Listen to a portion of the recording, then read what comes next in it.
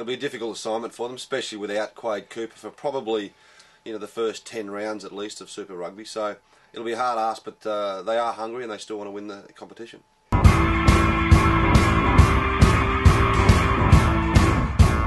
be able to play more games in Christchurch at a stadium that'll seat about 20,000 people will lift the Crusaders. They were without Carter and also Richie McCaw for about the first 5 or 7 weeks. So, but they also have a very good home run towards the end. They have their last 5 home games to contend with.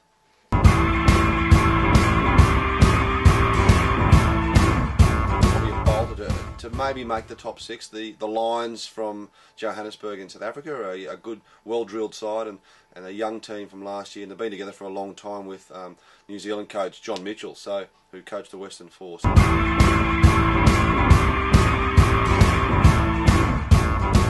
Haven't even tried. Actually, my son tried the other day and he nearly sort of twisted his wrists off. So it's not like the old days when Ben Churn used to sort of dive over and score a try and slide with his arms pointed back. That was easy to try and do for kids in junior rugby around on a Sunday or a Saturday morning. But the Digby dance moves is just a bit harder for the young kids to sort of get down pat.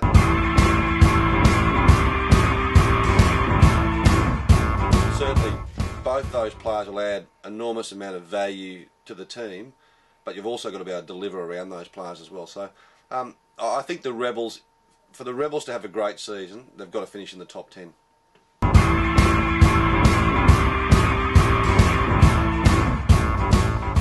think Matt Burke, I'd say down, and if it's not a real tan, he would have been in the solarium every Friday afternoon, because he doesn't mind spending a bit of time on his body.